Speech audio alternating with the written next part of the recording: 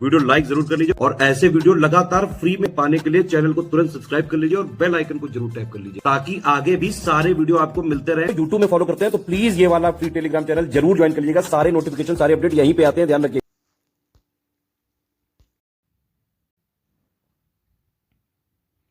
Hello दोस्तों, कैसे हैं आप सभी लोग। मैं प्रियंका एग्ज़ाम प्रिपरेशन के यूट्यूब चैनल पर एक बार फिर से आप सभी का स्वागत करती हूं।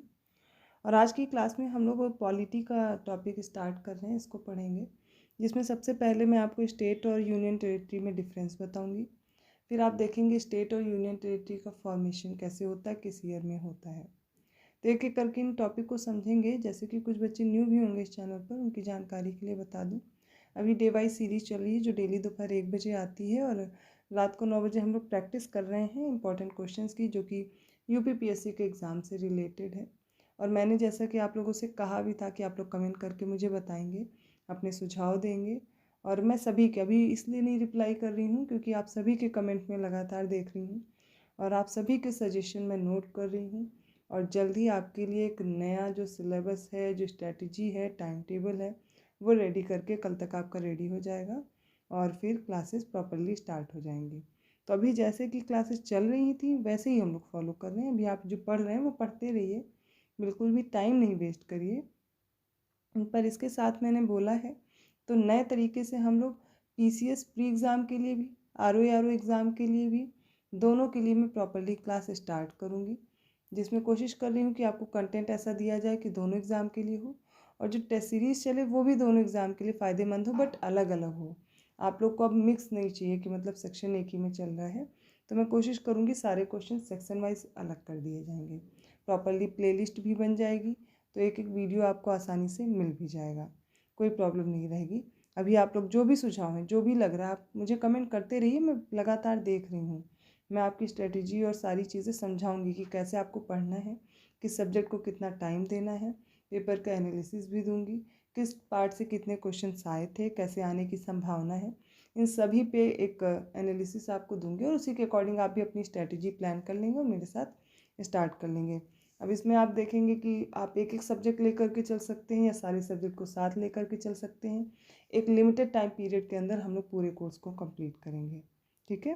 तो पहले आज का टॉपिक पढ़ते हैं और फिर शाम को डिस्कस करते हैं, बाकी स्ट्रेटजी वगैरह सारी मैं रेडी कर दूँगी। चलिए, आज का टॉपिक मैंने सबसे पहले आपको बताया, हम लोग डिफरेंस देखेंगे किसमें, स्टेट और यूनियन टेरिटरी में। तो सबसे पहला डिफरेंस है इसमें कि जो राज्य होते हैं इनका केंद्र से संघीय संबंध होता है, जबकि केंद्र शासित प्रदेश का केंद्र से एकात्मक या फिर एकिक संबंध होता है। केंद्र के साथ राज्य का देखिए शक्ति में बंटवारा भी होता है। आपने पढ़ा होगा समवर्ती सूची, संघ सूची और राज्य सूची, 3 तरह की सूची हैं जिनमें अलग अलग विषय दिए गए हैं और अलग अलग कानून बनाने की शक्ति भी दी गई है। तो इसी तरह आप देख सकते हैं यहाँ पर केंद्र के साथ शक्ति का बंटवारा है।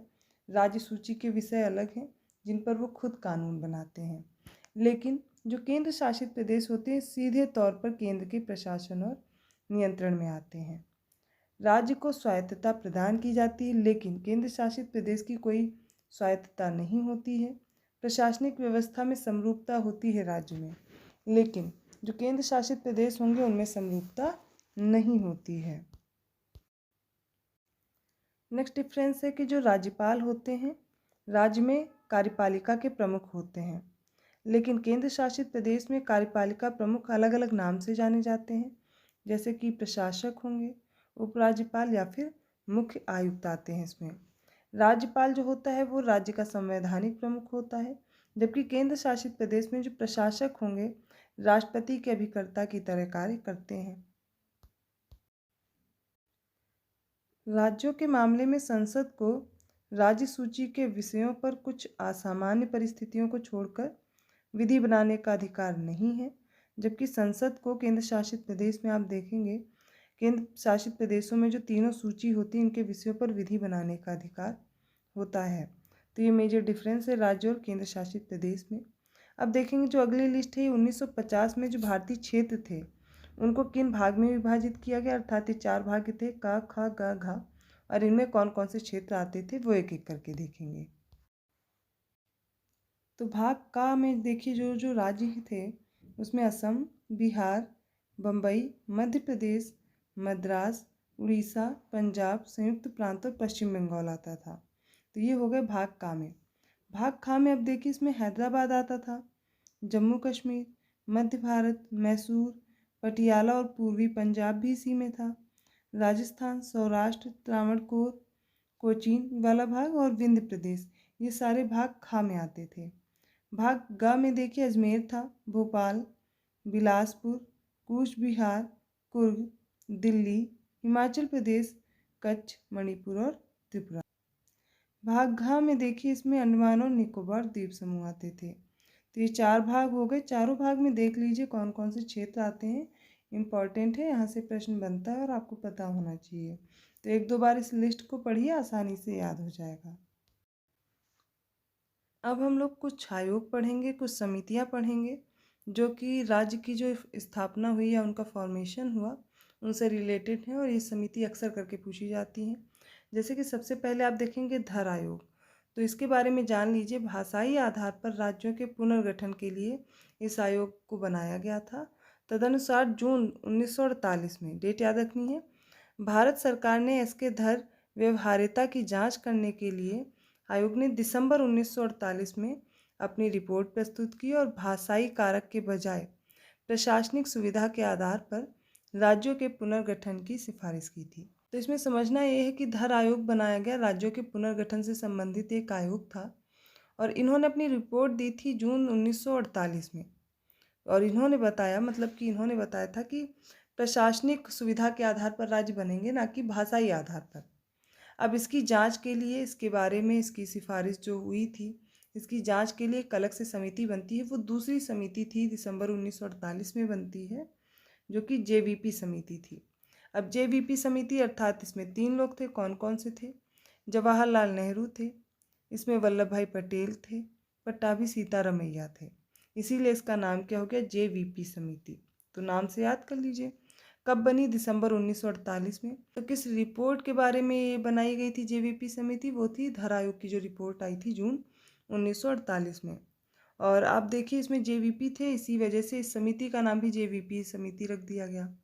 दिसंबर 1948 में गठित अप्रैल 1949 में अपनी रिपोर्ट प्रस्तुत करती है ये समिति, और राज्यों के पुनर्गठन के आधार के रूप में भाषा को औपचारिक रूप से इसमें भी खारिज कर दिया गया। हालांकि 1953 में भारत सरकार को मद्रास राज्य से तेलुगु भाषी जो क्षेत्र था उसको अलग करके आंध्र के राज्य के रूप में जाना जाने वाला पहला भाषाई राज्य बनाने के लिए मजबूर होना पड़ा। समिति बनती है वो है फजल अली आयोग, को याद करना है। और इसमें आप देखेंगे दिसंबर 1953 में फजल अली की अध्यक्षता में 3 सदस्यीय राज्य पुनर्गठन आयोग बनता है, और इसके अन्य 2 सदस्य के.एम. पडिक्कर और एच.एन. कुंजरू ने सितंबर 1955 में अपनी रिपोर्ट भी प्रस्तुत की, और राज्यों के पुनर्गठन के आधार के रूप में व्यापक रूप से स्वीकार की गई जो भाषा थी, इसने एक भाषा एक राज्य के सिद्धांत को खारिज किया, और आयोग ने राज्यों और क्षेत्रों के 4 गुना वर्गीकरण को समाप्त करने का सुझाव दिया। तो पहला बनता है धर आयोग। धर आयोग अपनी रिपोर्ट देता है 1948 में, और धर आयोग में बताया गया, इनकी जो रिपोर्ट आती है कि देखिए भाषाई आधार पर राज्य नहीं बनने चाहिए, प्रशासनिक सुविधा के आधार पर बनने चाहिए। लेकिन इसकी जांच के लिए जेवीपी समिति बनती है दिसंबर 1948 में, और इनके अनुसार भी आप देखेंगे भाषा को औपचारिक रूप से खारिज किया गया।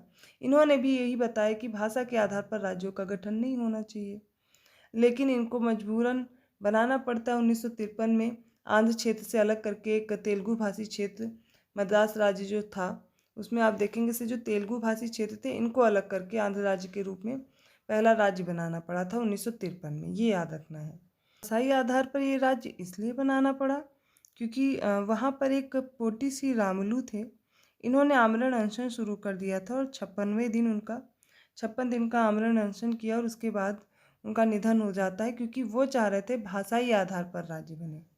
और उन्हीं की मृत्यु के बाद फिर ये 1953 में बनाना पड़ा, अलग से एक राज्य भाषाई आधार पर ही बनाना पड़ा।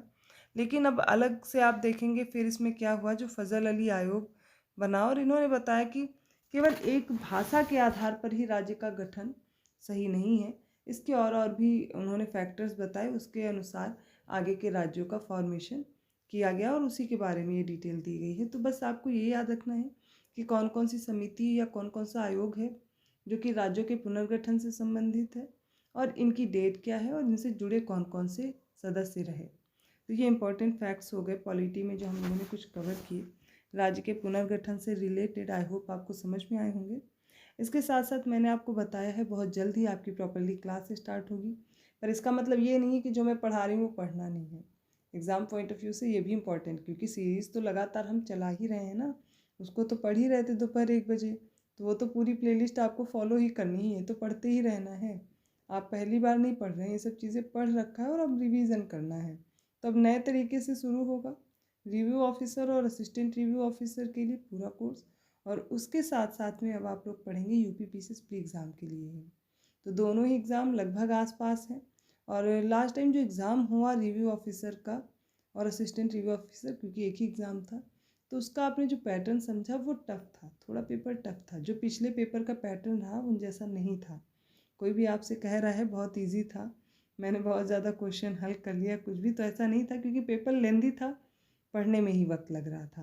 तो पेपर लेंदी भी था, स्टेटमेंट इतने ज़्यादा थे, और पेपर थोड़ा मॉडरेट लेवल का था, मतलब टफ़ था। तो आसान नहीं था इतना जल्दी पेपर हल कर लेना।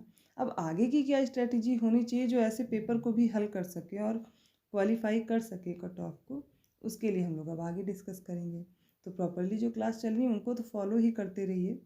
सभी लोग कमेंट कर रहे हैं, करते रहिए। अभी भी जो लग रहा है आपको, जिसकी भी ज़रूरत है, जिस सब्जेक्ट की, जो कंटेंट की, सब कमेंट कीजिए एक साथ में डिस्कस करके।